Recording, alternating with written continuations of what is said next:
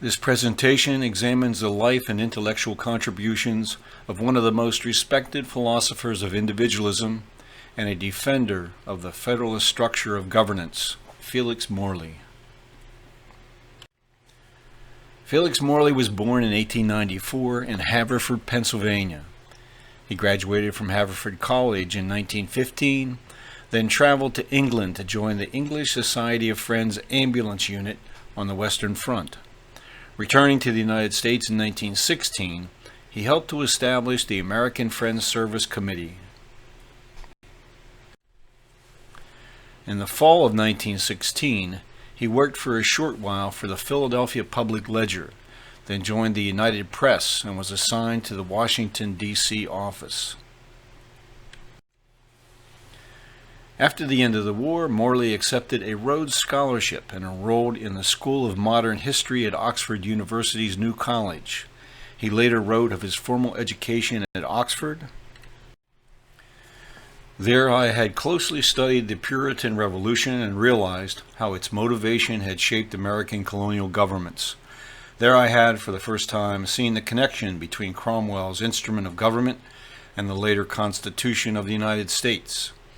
And I had been impressed by the tremendous audacity of William Penn's assertion, made just a century before the Declaration of Independence, that we lay a foundation for after ages to understand their liberty as men and Christians, that they may not be brought into bondage, but by their own consent, for we put the power in the people. While in England, he met with leaders of the Labour Party seeking to understand the causes of unemployment. He also toured the European continent as a journalist to see firsthand what was happening in the Ruhr. By the summer of 1920, he was in Ireland, reporting on the Sinn Féin movement for Irish independence. That winter, he volunteered to work for the Friends Food Service in Berlin, after which he reported on conditions in Alsace, once again under French control. After returning to England, Morley entered the London School of Economics to work on a dissertation on unemployment under Edwin Cannon, author of the much-studied tract, A History of the Theories of Production and Distribution. In August of 1922, he returned to the United States to begin work as an editorial writer at the Baltimore Sun. Reviewing Harold Moulton's book, Germany's Capacity to Pay, Morley drew upon what he had seen and heard in Europe. Harold Moulton's book was objective confirmation of everything on this subject told me by Rathenau and by von Lewinsky in Berlin, by Keynes and Lasky in London. Either the sadistically punitive terms of the Treaty of Versailles or the fantastic reparations claims on Germany must be severely modified. In 1925, Houghton Mifflin published Morley's book, Unemployment Relief in Great Britain, which examined the effects of Britain's experience with compulsory unemployment insurance and labor exchanges. Morley concludes the system was ill-designed and poorly administered. A review by Harry A. Mills in the Annals of the American Academy of Political and Social Science questions Morley's interpretation of the data he collected. All too frequently, matters are disposed of in rather emphatic language with limited and inconclusive evidence. The system of unemployment insurance was adopted in experimental form in Great Britain. Unemployment insurance is still in the experimental stage. Mr. Morley's book should be read by all who are interested in this important subject, not because it is conclusive, for it is not, but because it stands over against most of the discussions that have appeared in book form, and because it raises questions calling for further research. That November, he was dispatched by the Baltimore Sun to Tokyo, Peking, Shanghai, and Hong Kong and Manila. His interviews and reports came together in a new book, Our Far Eastern Assignment. Perhaps it was too soon to foresee the conflict arising between the United States and Japan. Given the economic problems facing the Japanese, Morley concluded they, quote, are more to be pitied than feared. Writing about events in China, he concluded that the idea of establishing a central government there was unlikely to work. Rather, he wrote, real improvement in all probability would come through the gradual extension and linking up of reasonably decent local government rather than through the fiat of whatever militarist happened to be in control in Peking. His next assignment overseas came in 1928 when he headed to Geneva to write a book on the League of Nations, funded by a Guggenheim Fellowship. He also agreed to write a weekly column for the Baltimore Sun. Morley learned from the German Foreign Minister Gustav Stresemann that runaway inflation had wiped out the German middle class, and the political and economic vacuum was being filled by the National Socialists. In his memoirs, he provided the following insight into the ultimate failure of the League of Nations to achieve any lasting, positive influence on world events. Except for its disastrous linkage with the Treaty of Versailles, Wilson's dream of a rational world order might well have been at least partially realized through the League, but the intolerable and unworkable terms of the so-called peace treaty always took precedence over the revisionary possibilities of the covenant. While in Geneva, Morley became friends with the correspondent of TASS, the official Russian news agency.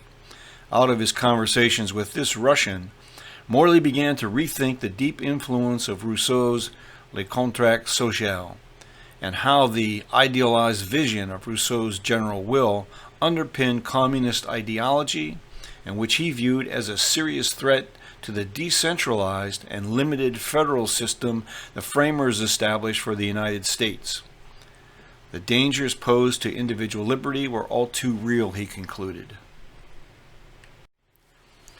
Antagonism to this general will is then at best captious and at worst treasonable.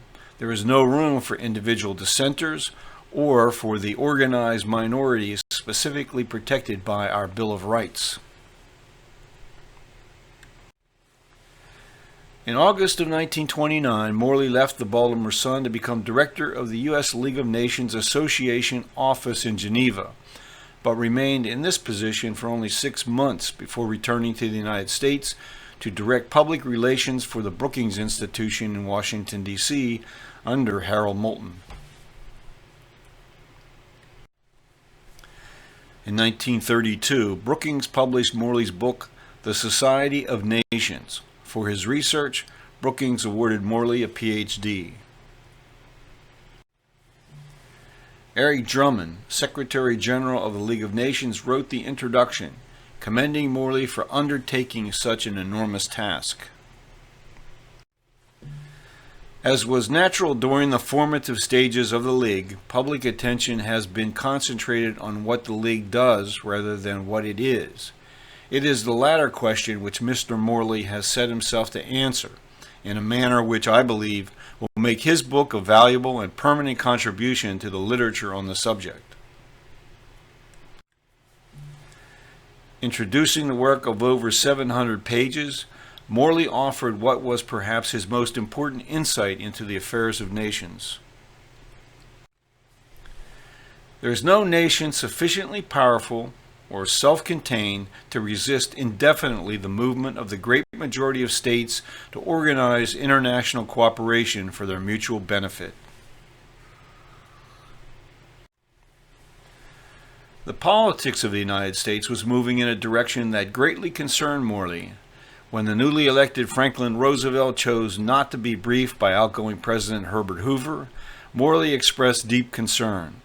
Among the most serious issues was the potential collapse of the global financial system. Morley warned such a collapse would lead to war. Shattering confusion resulted from Roosevelt's arbitrary decision to devalue the dollar and loosen its ties with gold. European missions to Washington were disturbed by the calculated American inflation, certain to be disadvantageous to European exports. Dr. Schacht, president of the Reichsbank, warned that unless Germany could increase exports, dollar payment on its obligations to U.S. banks and bondholders would necessarily cease. With so embittered a preamble, it seemed probable that the International Monetary and Economic Conference would be a failure. This, in a big way, it proved to be, thus making the chances for another war perceptibly stronger. In 1933, he joined the Washington Post as an editor. Morley's editorials were strongly critical of New Deal legislation, yet in 1936 he won the Pulitzer Prize for his editorial writing. However, as the Washington Post publisher Eugene Mayer, who was Jewish, felt increasing pressure to condemn Nazi Germany, Morley found it increasingly difficult to write what he felt were objective editorials involving U.S. foreign policy. In 1940, he left the Washington Post to take the position of president at Haverford College, where his father had taught mathematics from 1887 until 1901. He later explained his rationale for accepting this position and leaving journalism behind, at least temporarily. I knew that newspaper writing in wartime can come close to intellectual prostitution, and I was sure that Roosevelt was steering the country toward war. Moreover, I knew I could do what Haverford's trustees wanted, which was to bring the school out of a pleasant backwater and closer to the mainstream of revolutionary events. Morley expected that Haverford College, with its Quaker origins, would provide an atmosphere of open dialogue on world events and policy options. A high priority for him was to stimulate student interest in the principles of governance upon which the nation had been founded. He soon realized the challenge was to be almost insurmountable. I was disturbed to find the Department of Government at Haverford almost indifferent to the spirit, as distinct from the form, of our political institutions. Few students even read the Federalist Papers, without which a clear understanding of the thinking of the Founding Fathers can scarcely be obtained. In response, he introduced and conducted a seminar course, The Development of Political Ideas, starting with a Socratic discussion of Aristotle. As an eventual war with Japan seemed inevitable, Morley managed to interview Admiral Nomura, the Japanese ambassador to the United States, who warned Morley that the United States was deliberately provoking Japan. Morley passed on what he learned to the State Department. With the war in progress, Morley wrote an article in April 1942 appearing in the Saturday Evening Post calling for a realistic post-war balance of power. As Morley studied what was being taught at Haverford and other colleges, he concluded that a fundamental mistake had been made by the increased emphasis on the study of economics and a reduced emphasis on the study of politics. Furthermore, he saw serious analytical problems with the rise of economics as a discipline, replacing that of political economy. He questioned whether economics could be a real science. In mathematics, a real science, one cannot speak of a capitalist or communist approach. But economics can be and is twisted to meet the service of either a free or managed market. With the help of calculus and computers, a scientific statistical veneer can be applied by either school. But it is only a coating. The fundamental response of economics, as with misnamed political science, is to human actions and emotions and not to immutable law. There can be a scientific approach to the so-called social sciences, but that is all. In 1944, he became a founding editor of a new weekly newspaper, Human Events, and so he stepped down as president of Haverford College in July of 1945. Initially, Human Events espoused a specific philosophy of politics. Morley and co-founders Frank Hannigan, a foreign correspondent in Europe for the New York Post, and Henry Rigneri, were also quite concerned over what amounted to self-censorship of nonconformist ideas. Morley argued that by uncritically supporting government policies, the press was participating in what he called a, quote, subtle regimentation of public opinion. Articles were contributed by writers with diverse political and economic views. Herbert Hoover, Norman Thomas, and Oswald Garrison Villard, former editor of The Nation, were among the many well-known figures. In the summer of 1946, Morley attended a conference in Princeton organized by a retired DuPont executive. The purpose of this conference was to bring together leading individualists to discuss how they might respond to the expansion of the national government's involvement in matters they believed to be the province of state and local government. At the time, Morley was working on a new book to be titled The Power in the People. The following year, he was invited to attend the founding meeting of the Mont Pelerin Society, which was to bring together proponents of classical liberal ideals such as Friedrich von Hayek. Morley later wrote, "On the whole, the European representatives, including several Germans, seemed more thoughtful about the actual state of the world than the more narrowly trained American economists." In his memoirs, he recalled reading Tolstoy's War and Peace during the early 1920s, and Tolstoy's argument that popular leaders are essentially unable to control events. Modern leaders, Morley believed, had failed to learn this fundamental lesson and so contributed to undesired outcomes.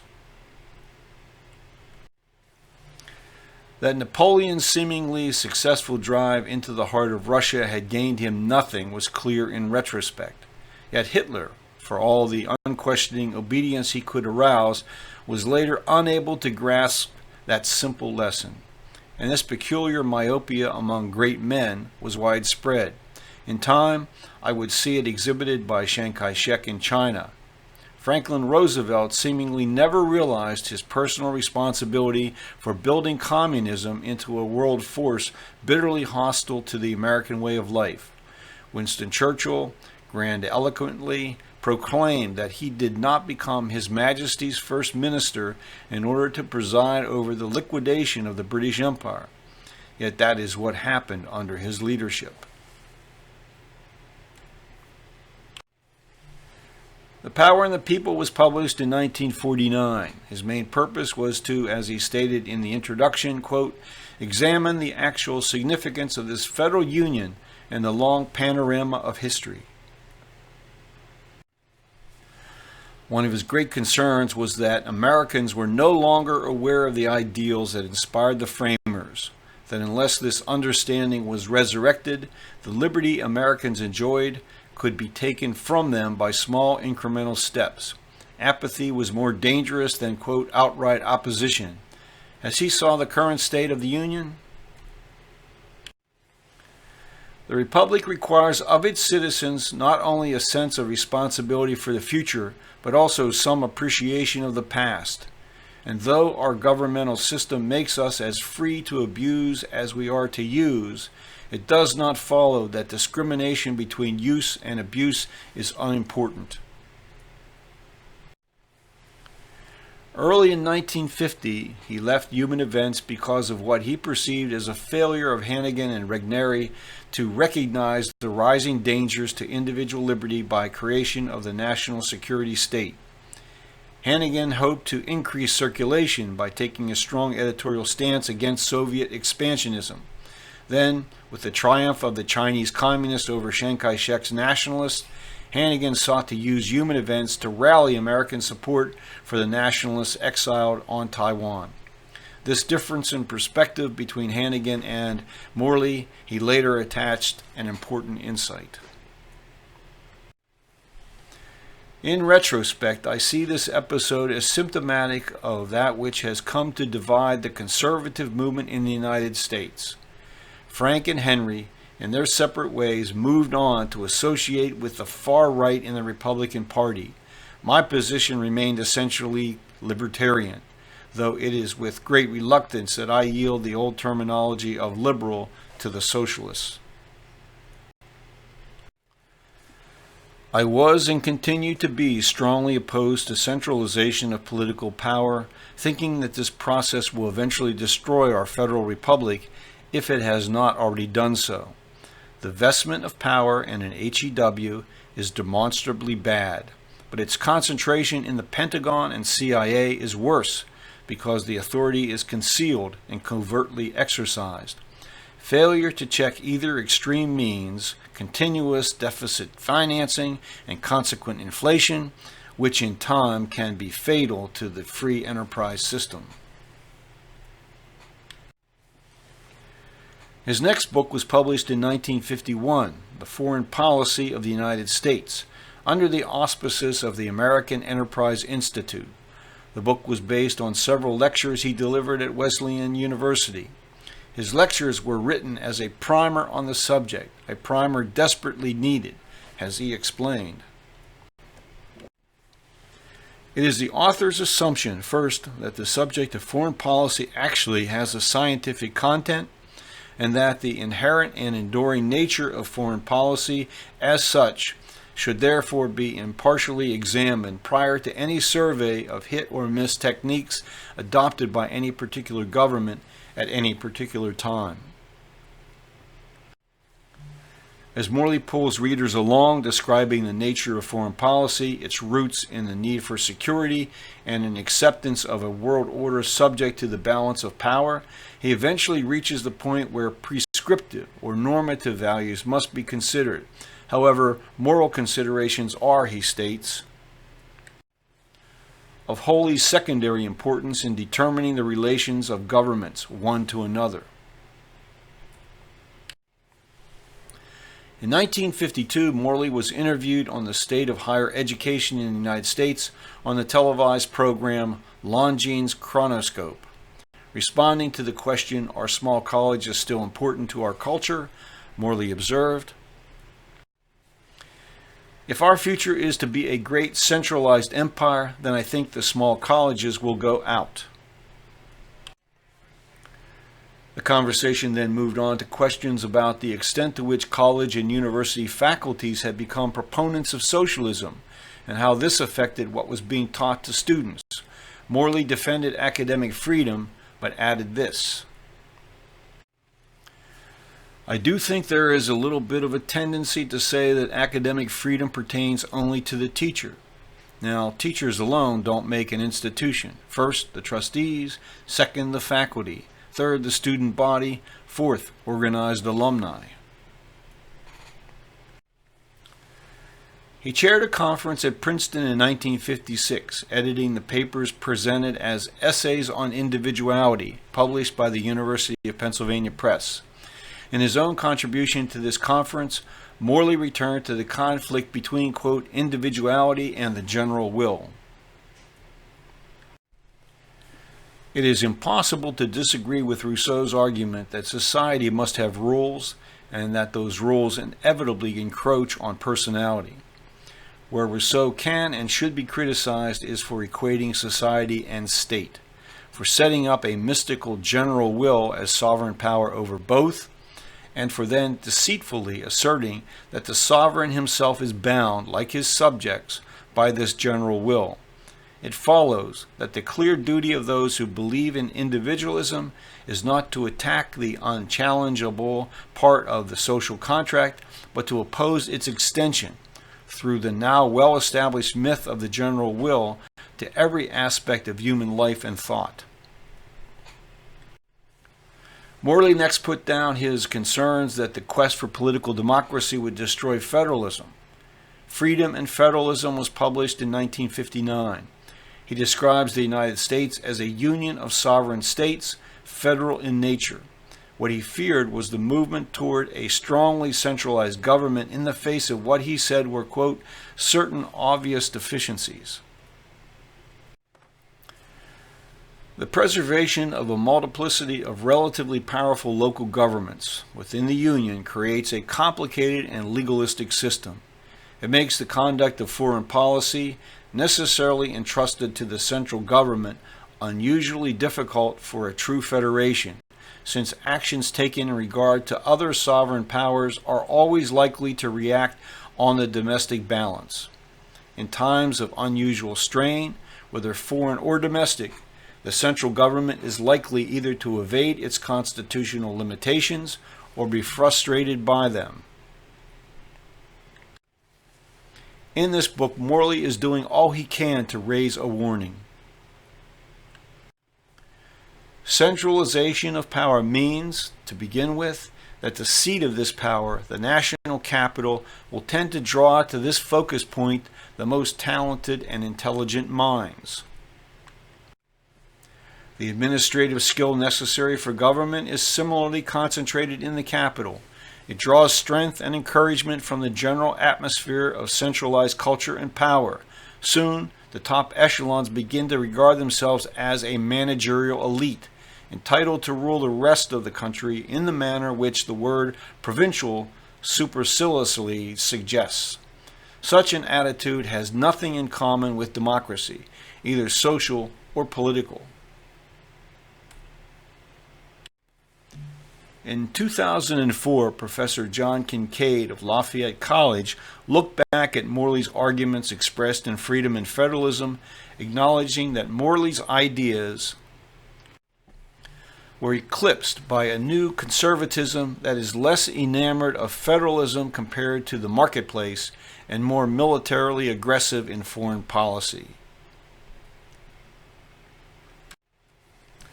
In 1963, Morley edited yet another book, The Necessary Conditions for a Free Society, consisting of 13 essays by writers who held essentially the same or very similar political convictions. Most argued or accepted the belief that Christianity is the basis for political freedom.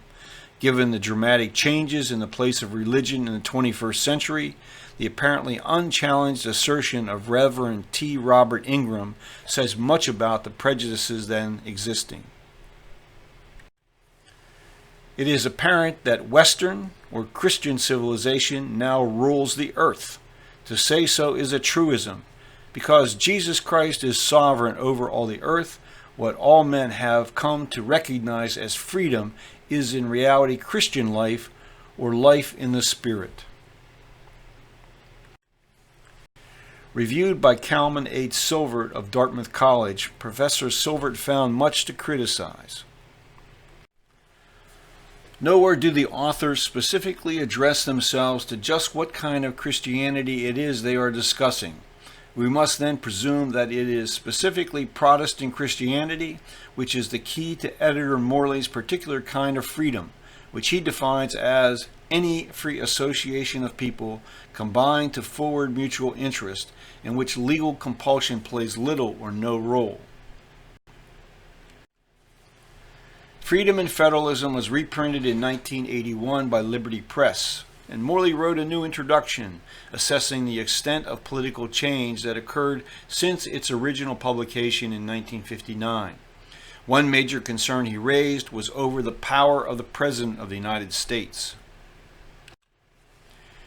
A decent respect for the Constitution must not blind our eyes to deficiencies in its nature, which are becoming increasingly troublesome. Most serious of these is the incorporation of two sets of functions, those of Chief of State and those of Chief of Government, in a single person, the President of the United States. The principles of federalism had been undermined in the United States by both major political parties over the course of Morley's life. In no other country was federalism operating, yet there was hope. Increasing social complexities and excessive nationalism have brought strong pressures for centralization of power, yet it is equally clear that even the most determined dictatorships cannot wholly repress the broadly human desire for self-government. Morley died in 1982 at age 88. He was, in many ways, the last of the old right proponents of classical liberalism. His intellectual contributions were never really forgotten. Thanks to Liberty Press, a new generation of libertarian activists were introduced to freedom and federalism. As recently as October 2017, on the Future of Freedom Foundation website, Wendy McElroy gives Morley his due as a thoughtful political philosopher. As an advocate of limited government, Morley believed the centralization of power during war and preparation for war was the core dynamic by which America had moved from a republic to an empire. He believed Americans almost instinctively mistrust empire, and that common sense tells us that the republic was never designed to run an empire. To make Americans go against their instincts and history, there had to be an enemy of which they were so horrified that freedom would be sacrificed for security. Thank you.